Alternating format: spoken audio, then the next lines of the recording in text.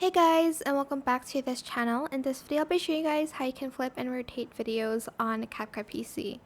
So to flip videos, you're going to select your video here. Okay.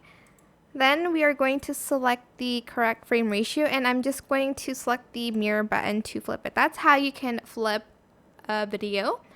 And to rotate it, you're going to select this rotation button. You can rotate it this way, and this way. You can also rotate it here as well. And that is pretty much how you can flip and rotate. If you want, you can also add keyframes. So add a keyframe here. And then here, I'm just going to flip it. And then like here. Oh, I don't know if I can add a keyframe to like the flip one, but I can add it to the rotation one here. Like that, as you can see.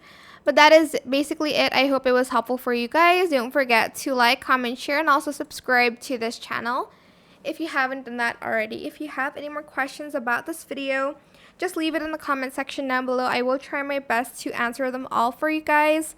And if you find this video helpful, please click the thanks button as well. That is it. Thank you so much for watching. Bye.